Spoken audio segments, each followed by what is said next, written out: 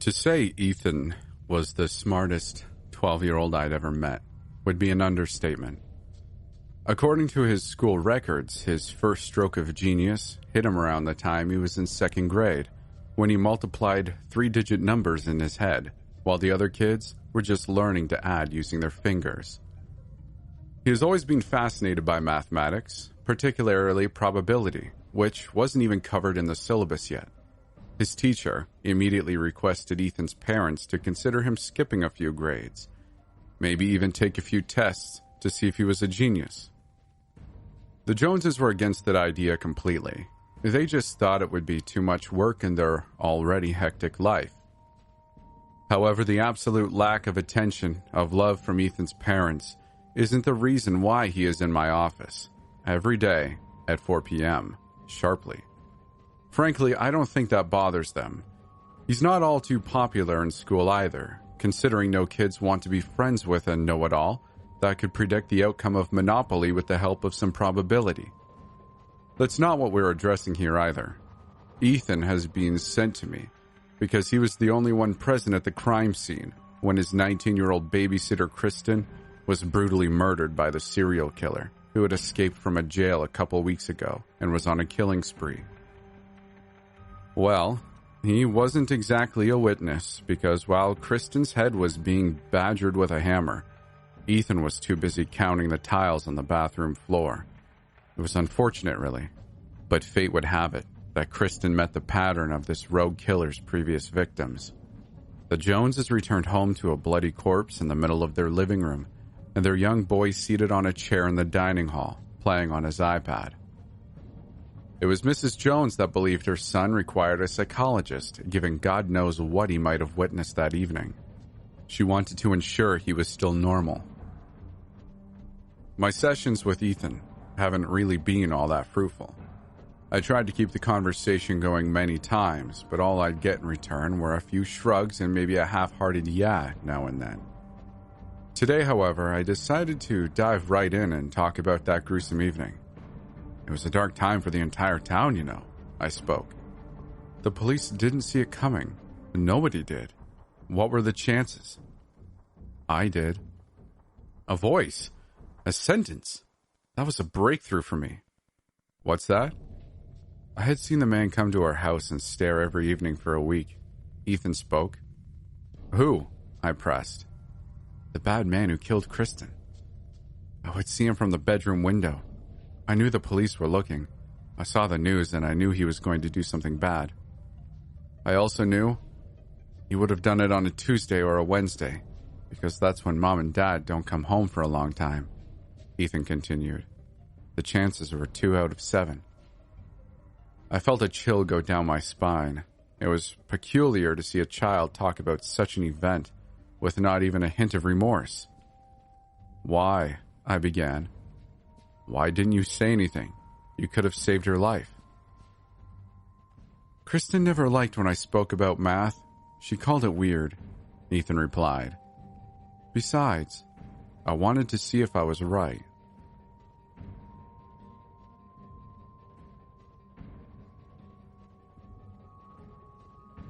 When I was 13, my family was murdered. The killer went from room to room in my home, slaughtering my family in the early hours of a Sunday morning in June of 2001. My father was killed first, neck sliced wide and deep as he drank his first cup of coffee. My sister was next, a pillow over her face as she lay sleeping in her room. The bed and floor were covered in bloody feathers by the time the knife was done, turning her head into a crimson ruin. My mother died in the shower, a jagged piece of metal pipe being rammed through the shower curtain, and her torso with enough force that she was left pinned to the far tile wall like a butterfly. I was away at band camp that summer, and wasn't due to being home for another week. I was mopping up water in the boys' bathroom when I saw my aunt at the door, eyes red-rimmed and voice trembling, as she told me something had happened and I needed to go with her. I knew right away it was something terrible, but as she told me the barest of versions of what happened, that someone had come into our home and murdered my family, I felt myself disconnecting from everything, including her words. The next few days were just a red haze of shock and pain. And my first clear memories are over a month after I'd moved in with my Aunt Judith and her husband Ernie. They were good to me. I struggled with school and friends for years afterward, but they were always patient and kind, never failing to give me second and third chances until I ran out of excuses for punishing them and hating myself. They never found out who did it, or why. My parents weren't wealthy or connected. They didn't have enemies or rivals that I knew of, and while it was always possible that the killings were just random, the precision of it all didn't seem like the work of a deranged spree killer.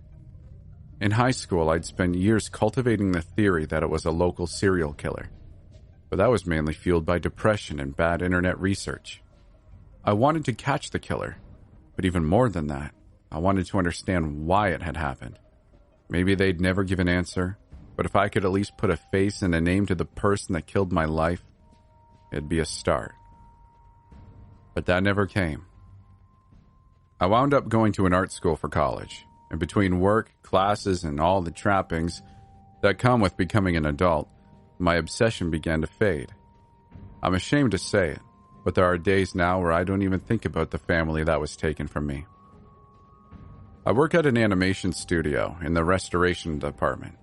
My job is to repair and restore old or damaged footage for clients. When possible, transfer the restored version to a digital format for both viewing and archival purposes. A lot of people hate that kind of work. It's tedious, and while it makes a lot of money for the company, it's not flashy like working on new digital animations or special effects. But me? I love it. I get to take things that people had once cared about and spend a lot of time on, things that might otherwise rot away or be lost, and I get to heal them, make them new and alive again. Some people just see them as dumb cartoons, but I disagree. And if you'd asked me last week, I'd have said there wasn't a better job in the whole world. The package was sitting on my desk last Thursday, brown paper wrapped around what looked like the shape of a small film reel, and tied with a piece of gray string. It was strange, but only a little. While most of the work we did was for companies looking to redistribute old assets they owned or had acquired on disc or streaming, occasionally a private owner with deep pockets would commission us to restore something they'd found in their grandparents' attic or something. It didn't make any difference to me where it came from. It was something new and mysterious, a potential new challenge or the opportunity to see something few had ever seen before, at least not for a very long time. Sitting down, my coffee, I carefully opened the package and pulled out the reel of film. I looked for some kind of note or instructions, but there was none. That was strange. I called up to admin department, but they didn't know what I was talking about at first. When they called back a few minutes later, the woman just said it was apparently a personal package dropped off for me, not anything for a client. There was a disapproving edge to her voice, but I ignored it, thanking her and hanging up before turning back to the film. It looked to be well preserved, no tears or cracks, and spot-checking a few frames showed no obvious signs of color shifting or fading. It was just some kind of strange cartoon with an odd figure holding various sinister weapons. I didn't know why, but my heart had begun to beat faster. Normally, I would document and copy each frame before attempting to play an unknown film. It's too easy to miss imperfections that can cause damage when it's run through a projector. But this wasn't a real job, and I'd seen just enough in those few frames that I wanted to watch the whole thing right away. So I locked the door to my office, threaded the film into one of the 35mm projectors in the media room, and watched in horror at what began to play. The cartoon began without any title cards or preamble. It simply showed an animated figure wearing a hooded sweatshirt or jacket entering a house. There was no sound, but the movements of the character mimicked the fluid, exaggerated animations of characters in the 1920s and 30s. Legs like slinkies encased in jello propelled him creepily along as he snuck deeper into someone's house. The figure went to the kitchen first. There he found an unsuspecting man sitting at the kitchen table reading a book while sipping from a cup. The figure crept up behind him, waiting patiently, perhaps gleefully, until the man sat down his coffee. Then in one slow and fluid movement, he grasped the man's forehead and pulled it back while bringing a comically large straight razor across his neck. Cartoon blood sprayed out across the table and the far wall, but the figure and camera were already on the move again. The cartoonishness, the crude nature of the animation should have made it easier to watch, but it didn't. The killer was still moving with exaggerated sneaking steps, but now his chest was heaving with either exertion or excitement. But as he moved to the back hall, I knew what was coming, but there was nothing I could do to stop it. The figure eased into my sister's bedroom. She was supposed to be going to college in the fall, and after that to veterinary school. She was sweet and smart and beautiful, and I loved her so much.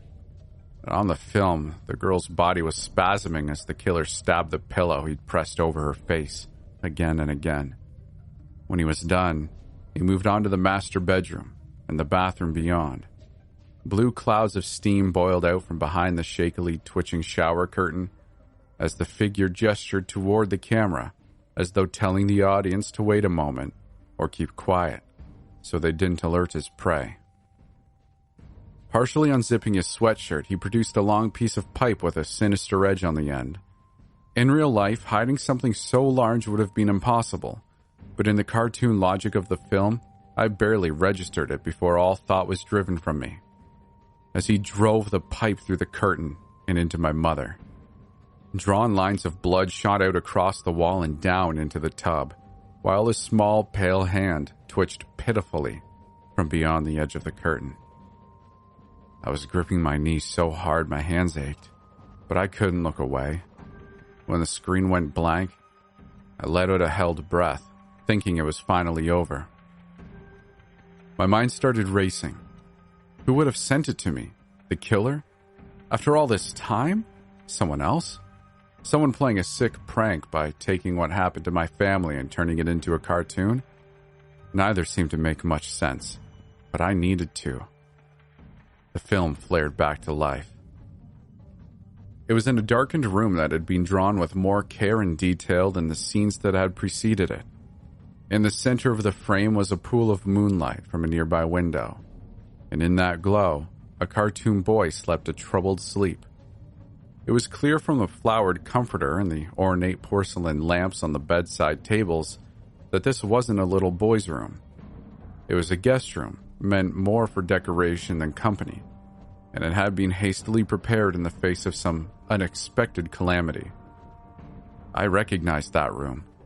It had been my bedroom until I went to college, but it hadn't been decorated like that after that first night. This was the first night I was with them, the night after my family was killed. I jumped as the hooded figure suddenly appeared from dark at the moon glow's edge. He leaned over the cartoon boy with almost theatrical malevolence, and for a moment I expected him to speak or perhaps even kill that past cartoon version of me. Instead, a dark tongue snaked out of the shadows of his hood, trailing up the side of the cartoon boy's face and ruffling his hair. Where the tongue had traveled, there was now a deep red mark left in its wake. The killer raised up, his shoulders shaking silently, and what might have been laughter, and then the film went dark. As it did, bright wet pain seared across the side of my face and up into my scalp. Letting out a scream, I ran into the bathroom to wash my face. There must have been something on that film, or some contaminant from somewhere, and I was having a reaction. I needed to wash the area thoroughly and then check in the mirror to see what. It was the mark. The mark from the cartoon. It blazed from the side of my face like a birthmark or old burn, but that wasn't possible. I didn't have any burns or birthmarks, never had that I knew of. I squirted soap into my hand and feverishly scrubbed at the spot. It didn't hurt anymore, but I could feel the skin growing raw under my attack. Forcing myself to stop, I rinsed off the soap and put a cold, damp paper towel against the mark. Maybe it was just a rash and would go away. I stumbled back into the other room to find that the screen was still dark, though the reel continued to turn with no signs of running out of film. I was moving to switch off the projector when the connected speakers crackled to life. A single distorted phrase poured out of them like a cloudy poison before the machine died on its own.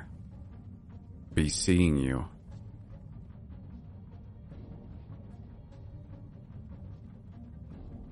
This all started about 4 months ago when we were looking at apartments together. Amy was so excited. This would be our first apartment together. I can still recall the happiness in her voice when she talked about organizing our bedroom. We finally settled on a newly built apartment building in a new development. The apartment was beautiful, but there wasn't much nearby, just a grocery store, railroad tracks, and a pond. Amy expresses her joy of walking down to the pond and feeding the ducks. We signed our lease and began moving in. We spent the first few nights at our old apartment. My parents were bringing up their truck to move my bed in, but they were out of town for a few days. We finally were able to bring my bed over, and Amy and I were officially moved in. I bought a little bottle of champagne to celebrate. It was one of the happiest days of my life. All of that came to a crashing halt when I woke up the next morning. I was a little bleary-eyed and hungover, but I noticed Amy wasn't in bed with me. I looked up to see she was standing in the corner of our room, face turned toward the wall. "Amy, what are you doing?" I asked. No response. She didn't move. She didn't turn around. Nothing. "Amy, what's wrong?" I got up and put my hand on her. She was stiff as a board. I tried to pull her away from the wall, but she wouldn't budge. I pulled with all my might, but I couldn't break her away from the corner. It's like she was magnetized to the wall. I started to freak out and called 911. I told them I needed an ambulance and that my girlfriend is unresponsive. While I waited for the ambulance to arrive, I reached out to her parents. "Hey, it's me, David. You guys need to get here now. I found Amy standing in a corner and she won't respond." "Who is this?" her father asked. "It's me, David. Didn't you hear me? Your daughter is in trouble and you need to get here fast." "I don't know it, David. And I don't have a daughter either. I think you have the wrong number, pal." He hung up on me. I frantically looked through my phone to see if I called the wrong number. I didn't. I could see all the previous times I had called that number. I even found the text conversation with him about planning Amy's birthday. Her father, Phil, likes to joke around, but he took it too far this time. I called him back, straight to voicemail. I yelled into the phone, "Look, Phil, I don't know what your problem is, but this is no time for jokes. Something is severely wrong with Amy and you need to get here now." As I hung up the phone, there was a knock at my door. It was the police. I opened the door and explained everything. I took them into my room to see if they could get her to move. "Son, is this a joke?" the officer asked. "What do you mean? Please, just see if you can help her." "Where is your girlfriend?" the officer said. "There's no one in that corner." I couldn't believe what I was hearing. I became explosive and started to yell. "I don't know what's going on here, but you need to help my girlfriend. I need to know if she's okay." The officer told me to calm down or he would detain me. After a quick sobriety check to make sure I wasn't on drugs, he decided to leave. I begged him to stay and help her. He told me to stop wasting the police's time and then left. I ran back over to Amy to see if I could try and move her. She was still standing in the same exact position, hadn't moved in an hour. I bent down to get a look at her face. She had a blank expression. I noticed that she was still breathing and blinking. "Please, Amy," I begged. "Tell me what's happening." I tried to move her again to no avail. That's when I looked up and realized that her plant that she kept on the windowsill was gone.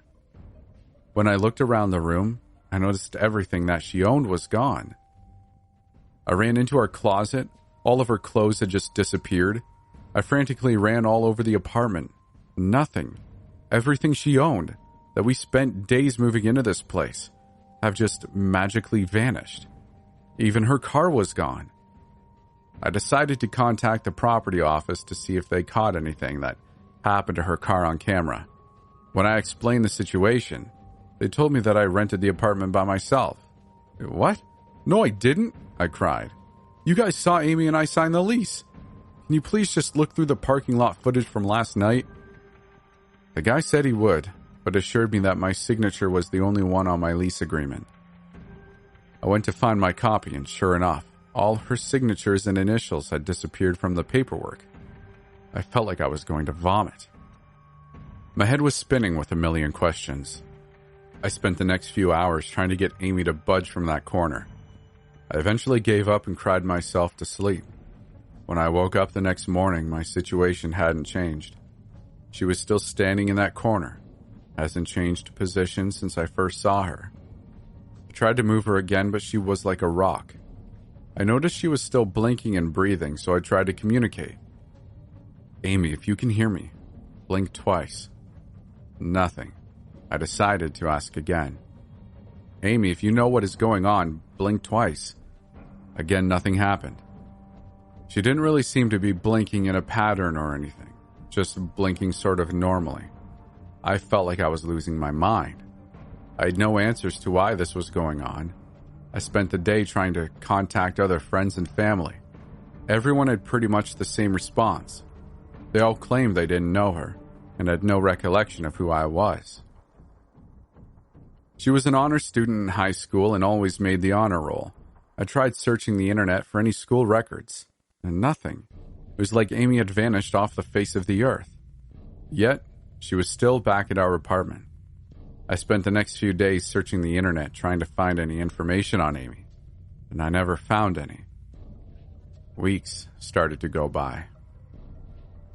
Every day I would wake up and see Amy still standing in that corner. She never moved a muscle.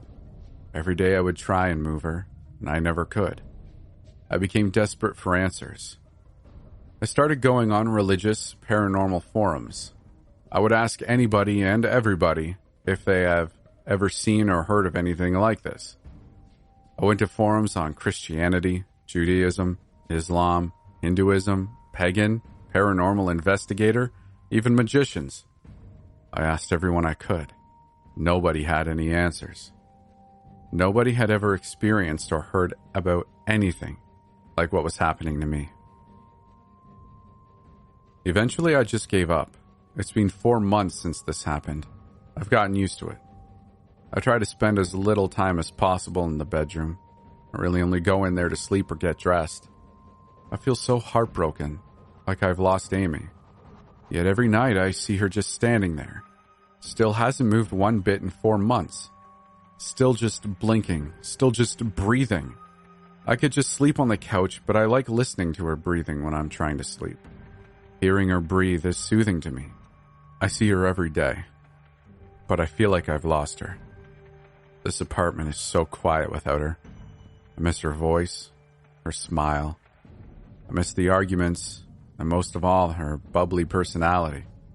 It pains me so much to look at her now, just to see her standing there, not moving. That blank expression every time I look at her face. I can't take this anymore. I was planning on finding another place to live and move on. Then yesterday morning, the unthinkable happened. She moved. I woke and found that Amy was no longer in the corner. She was standing at the foot of my bed. She had a big smile stretched across her face. Her teeth were showing. She was no longer breathing or blinking. She was staring directly into my eyes. I just sat there in shock. I have no idea how long we were staring at each other. Neither of us moved a muscle. Finally, I cried out, "Amy, what's going on? What happened to you?" She didn't say anything to me. She started to slowly lift up her head and stretched it towards me.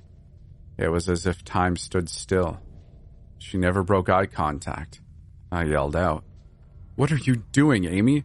I haven't spoken to you in so long. Please just tell me what's happening." She finally spoke to me.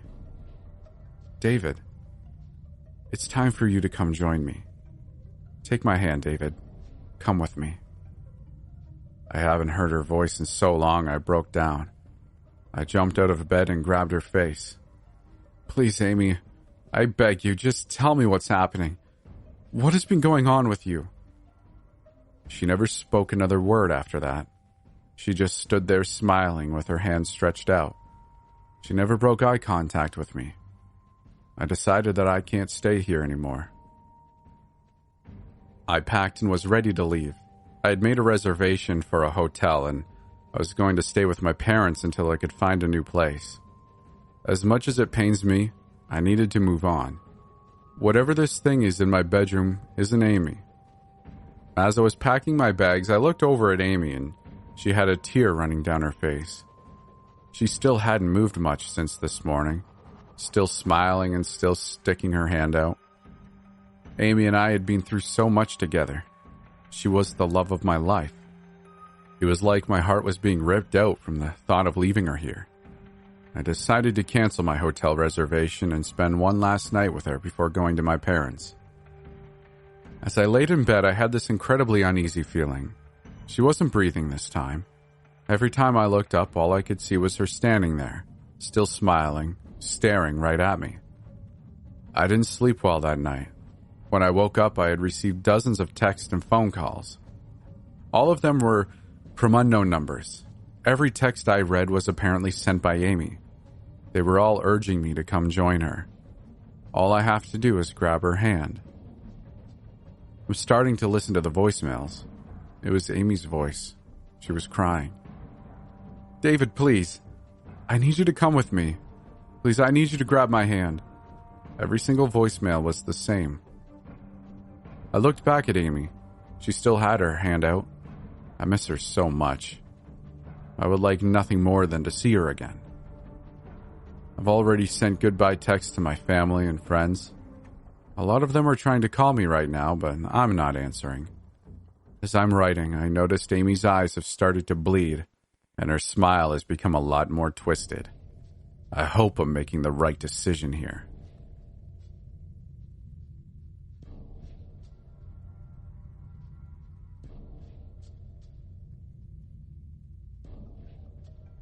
So my wife and I had this big fight, and she's sleeping in a hotel with my toddler tonight. And the house is empty, and I'm a little drunk, and I want to be better than my dad, I want to know if what I did was out of line. Obviously, I don't think I am, but I'm drunk and I'm on my own side here, so am I in the wrong here?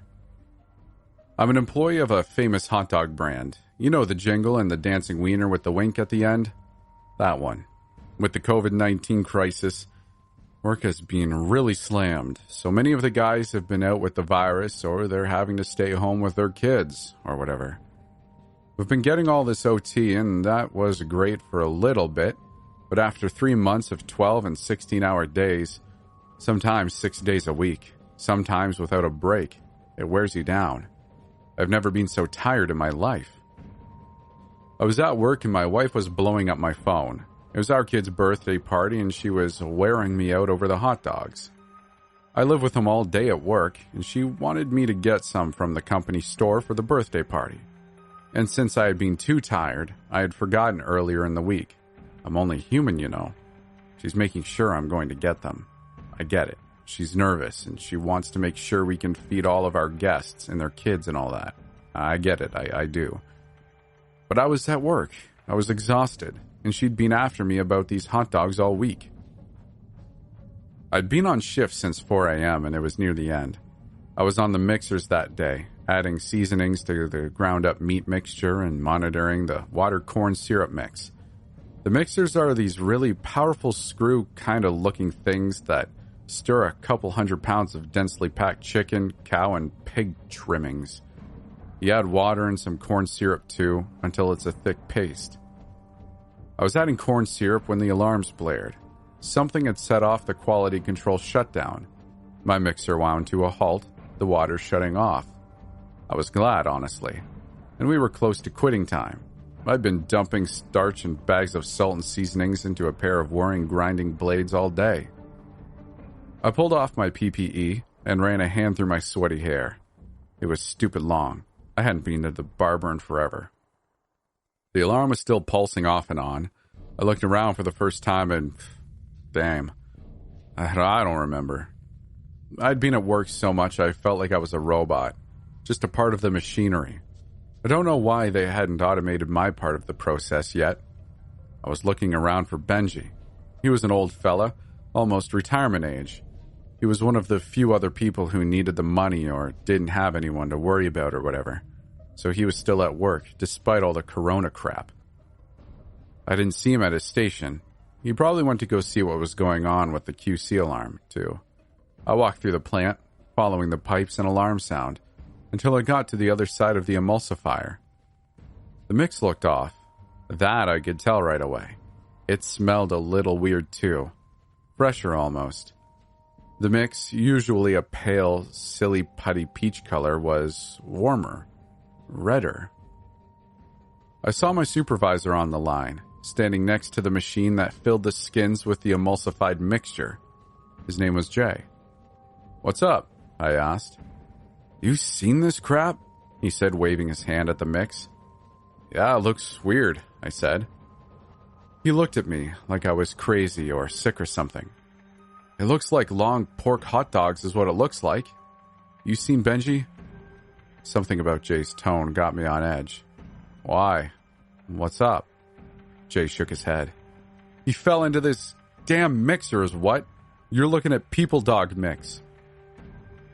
My stomach turned over, but some wild asshole part of my brain was so glad that it happened. It meant a shutdown, at least a week, maybe longer. Damn, they might close the plant because of this crisis and furlough me. And then I was overwhelmed with exhaustion and a kind of vague guilt. I didn't really know Benji. I felt bad that I hadn't spoken to him much. And was him falling in my fault? I didn't look up from my mixer. I never checked on him. But hell, we never did that. That's someone else's job. Damn it. Yeah. Damn it. Did he... I don't know. Did he fall asleep? Jay looked at me again. I should be asking you that.